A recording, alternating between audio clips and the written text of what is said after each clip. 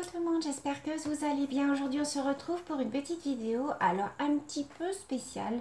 En fait je vais vous montrer mes 10 conseils pour bien réaliser vos coloriages mystères. Alors attention, ce ne sont que mes conseils à moi, c'est ce que je pratique moi pour réussir mes coloriages mystères. Donc je vais vous donner 10 petits conseils que moi j'applique, mais après chacune fait ce qu'il veut, chacune a sa façon de colorier, voilà. Je vous montre juste ma façon de faire à moi. Donc règle numéro 1 déjà, installez-vous dans un endroit où vous vous sentez bien, où vous allez être au calme, où il n'y aura pas de bruit. Voilà, moi j'aime bien colorier ici dans ma pièce le matin, puisque le matin il fait super bon, il y a le soleil et tout. Et l'après-midi j'aime bien être dans ma salle à manger, puisqu'on est plus à l'ombre, puisque je baisse les volets et on est au calme. Donc voilà, moi j'aime bien faire comme ça. Le soir j'aime bien aussi aller dans mon salon, je mets un tout petit fond de télé et puis voilà, je fais mes colos. Donc très important la pièce où vous allez être, parce que si vous avez plein de bruit autour de vous, vous n'allez pas être concentré. Un coloriage mystère c'est quand même très minutieux, donc il faut quand même être dans un endroit assez zen et tranquille. Ensuite, il suffit alors de bien choisir son album. Alors, vous prenez l'album qui vous fait plaisir. Moi, là, je suis en train de colorier dans celui-là. Voilà. Alors, j'ai changé un petit peu la disposition de mes albums. Vous voyez que j'ai tout mis ici sur mon étagère. J'ai mis tous mes albums Disney, mes coloriages mystères normaux et mes coloriages par numéro. Je les ai tous mélangés. Et en fait, ce que je fais quand j'ai envie de faire un coloriage, je prends l'album qui est sur la pile du dessus, je fais un coloriage dedans, je le remets ensuite en dessous et ainsi de suite. Comme ça, mes albums tournent et je ne fais pas toujours dans le même album. Alors, sauf et bien évidemment, si ce sont des duos coloriages, là, je prends l'album où il y a le coloriage à faire, même si je l'ai déjà fait, par exemple, la semaine avant, je prends l'album qui est à faire. Mais voilà, je procède comme ça, je les ai mis tous dans un ordre aléatoire et voilà, je prends celui du dessus que je remets en dessous et ainsi de suite. Donc là, c'était celui-ci. Donc voilà, j'ai commencé un coloriage dedans que vous avez dû voir donc sur Instagram. Voilà, celui-ci. Voilà. Donc, règle numéro 2, bien choisir son album, parce que si vous choisissez un dessin qui vous plaît pas, ben voilà, vous allez avoir du mal à le démarrer, vous allez avoir du mal à le continuer. Moi, ce que je fais, c'est que je ne choisis pas mes colos. Soit je demande à mon mari de choisir une page entre 1 et 100. Ou alors, je prends au hasard, paf, je m'arrête sur une page et puis voilà, je ne vais pas voir les solutions parce que moi j'aime bien découvrir. Vous voyez que celui-là, je découvre petit à petit. Je ne savais pas ce que c'était à la base, donc je découvre petit à petit. Ce sont des poinsettias, il me semble, le nom de la fleur. Donc voilà, règle numéro 2, donc bien choisir son album coloriage. Ensuite, règle numéro 3, bien choisir vos feutres. Alors moi ce que je fais, c'est que donc je prends mon échelle de couleur qui est en bas et je fais des essais avec tous les feutres que j'ai. Donc je pioche. Alors je prends par exemple pour celui-ci, j'ai pris essentiellement des Pen 68, mais j'ai aussi pris des Staedtler. J'ai pris aussi du Fibracolor. Voilà, j'ai fait des petits tests jusqu'à ce que je trouve la couleur qui se rapproche le plus de mon nuancier. Donc voilà, je pioche dans tous les feutres que j'ai et puis je cherche la bonne couleur. Donc je prends plusieurs marques différentes de feutres, justement c'est ça qui fait aussi que votre coloriage va être un petit peu différent, c'est que voilà, vous allez avoir plusieurs sortes de marques de crayons et c'est bien de voir le rendu que ça fait. Ensuite, il faut faire très attention quand vous faites des coloriages mystères comme ça à prendre des feutres qui ne traversent pas. Donc faites des petits essais. Moi je fais des essais comme ça sur un bloc. J'ai toujours un bloc à côté de moi et je fais mes petits essais de crayon parce que si vous avez un crayon qui traverse, moi vous voyez ici, ça ne traverse pas du tout. Vous voyez, mon dessin il est là, ça ne traverse pas du tout. Et ça a été fait au Pen 68, au Staedtler et au Fibracolor. Donc je suis très contente. Donc faites attention que vos feutres ne traversent pas. Choisissez bien les bonnes couleurs qui se rapprochent le plus de votre nuancier. Et pensez aussi, donc quatrième conseil, moi ce que je fais, alors je vais vous basculer peut-être un petit peu, je vais vous montrer. Moi ce que je fais, c'est que par exemple, quand j'ai du rouge, je prends dans mes fines colors, alors mes fines colors c'est cela, je prends, vous savez, une pointe très fine qui se rapproche le plus de ma couleur. Et en fait, je viens faire mes contours avec. Alors là, c'est par exemple du numéro 4. Donc je vous montre. Moi, ce que je fais, c'est que je fais d'abord tous mes contours. Voilà, comme ça, avec une pointe très fine.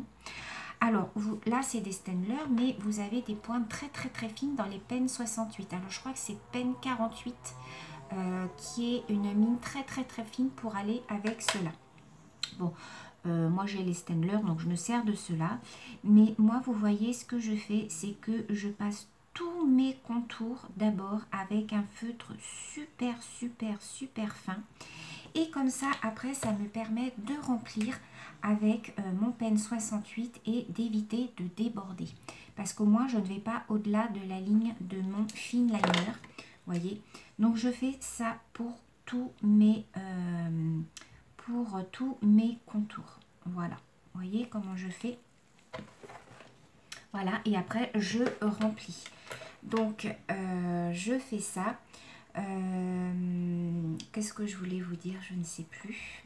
Donc ensuite je remplis. Donc ça c'est la règle numéro 5. Essayez de coordonner vos feutres avec un feutre contour à pointe très fine. Moi j'ai fait ça sur tout mon dessin. Important aussi, faire, alors c'est la règle numéro 6. Faire case par case. C'est-à-dire que moi, ce que je fais, par exemple, là, vous voyez, j'ai du numéro 4. Alors, je vais faire avec vous. Donc, j'ai du numéro 4. Donc, je fais le contour de tout mon numéro 4. Voilà, vous voyez, comme ça. Et une fois que c'est fini, je viens coloriser. Voilà, je fais case par case. Je ne fais pas des grandes parties d'un coup. Je trouve que le rendu en faisant case par case est beaucoup plus joli qu'en faisant des très grandes parties. Donc moi je fais toujours comme ça. Je fais mes contours. Ensuite je remplis case par case et ensuite je passe à une autre case d'à côté. Vous voyez? Je trouve que le rendu est beaucoup plus joli et au moins vous vous y perdez moins. Parce que quelquefois on s'y perd quand on fait trop de contours. Après on ne sait plus où on en est rendu. Donc moi c'est comme ça que je procède. Voilà, je fais case par case. Et ensuite je passe à la case suivante. Donc voilà, vous voyez comment je fais. Voilà, après je passerai à la case suivante, etc. etc. Donc ça c'était la règle numéro 6, faire bien case par case. Règle numéro 7 pour moi, prendre son temps. C'est très important quand vous faites un coloriage mystère de ne pas le faire à la va-vite. Sinon vous risquez de vous tromper, vous allez vous décourager et puis vous allez laisser tomber votre dessin. Bien prendre son temps. Moi je sais que je prends mon temps, même si je mets 3 ou 4 jours à faire un dessin. Celui-là je l'ai commencé en début d'après-midi hier, je l'ai continué un petit peu l'après-midi, j'en ai fait un peu le soir. Vous voyez, donc mais voilà, je prends mon temps, je fais tout doucement, je fais attention à ne pas me tromper parce que moi si je me trompe après c'est foutu. Donc je préfère prendre mon temps et voilà, bien faire les choses minutieusement pour que votre dessin soit super joli. Très important aussi, pensez à vous munir de Posca. Alors, j'ai pas pris mes Posca, je vais les prendre et je reviens. Alors, j'ai été chercher mes Posca. Donc, pensez à vous munir de vos Posca blancs. Alors, pourquoi blanc? Ça, c'est au cas où vous fassiez des erreurs. Les Posca blancs permettent de corriger vos erreurs et de remplir, par exemple, si vous avez colorisé une case qu'il ne fallait pas, par exemple en rouge. Par exemple, j'ai n'importe quoi, le bout là, si il avait fallu qu'il reste blanche, donc je me suis trompée. Et bien avec votre Posca blanc, alors moi j'ai les deux mines, j'ai une mine comme ceci. Et j'ai une mine très fine pour faire les tout petits détails. Vous repassez dessus et en fait ça vous refait votre case blanche. Donc pensez à vous munir de ça. Si vous n'en avez pas, vous allez dans les Cultura, espaces culturels ou sur Amazon. C'est vendu à l'unité et c'est vraiment super pratique pour corriger tous vos dessins si vous faites des petites erreurs. Pensez aussi à vous munir de Posca pour faire le tour de vos dessins. Voilà. Alors moi, petit à petit, j'acquiers quelques couleurs. Donc là, vous voyez que j'ai un noir. Récemment, j'ai acheté un bleu et un marron. Le mois prochain, je pense que je rachèterai un rose et une autre couleur. Ce qu'il faut faire, c'est prendre en fait la couleur la moins dominante de votre dessin et faire le tour avec. Voyez, donc là, je ne vais pas faire, vous voyez bien, c'est le rouge, la couleur dominante. Je ne vais pas faire en rouge. Je ne vais pas faire en jaune non plus. Je pense que je ferai en vert. Voilà, je ferai mon tour en vert.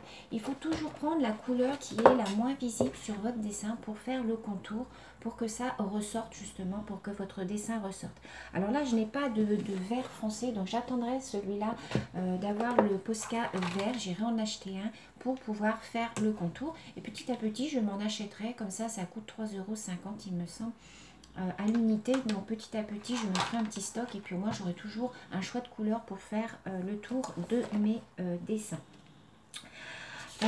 Donc ensuite, donc ça c'était le conseil numéro 9. Conseil numéro 10, pensez à dater et à noter le nom de l'album sur votre dessin si vous le pouvez. Bien entendu, sur les livres comme ça, moi je laisse les coloriages dedans. Mais si vous faites un coloriage qui a été imprimé, par exemple, vous pouvez au dos noter la date à laquelle vous l'avez démarré, la date à laquelle vous l'avez fini.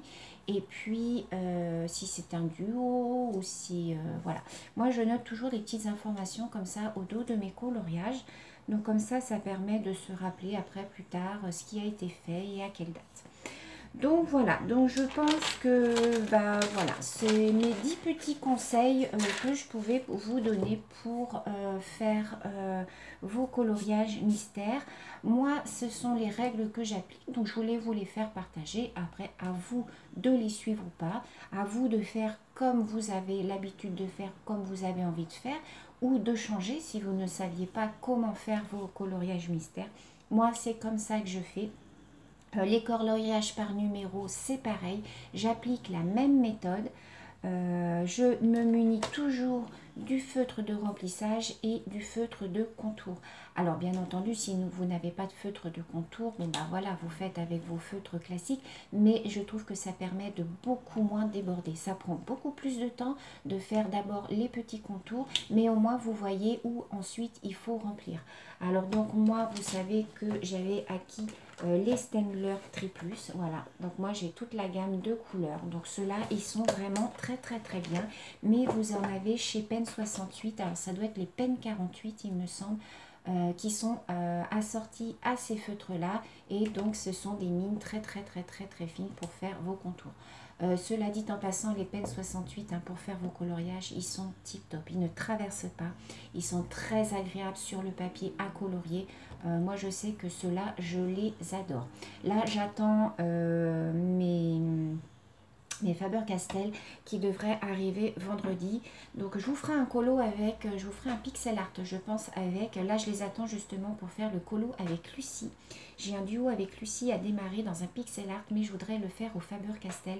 Donc Lucie, si tu passes par là, ne t'inquiète pas, le duo va bientôt démarrer, mais j'attends juste mes Faber-Castell. De toute manière, je vais t'envoyer un petit mail. Donc voilà, sur ce, j'espère que cette vidéo vous aura plu. Je vous fais plein de gros bisous et je vous dis à très bientôt. Bisous!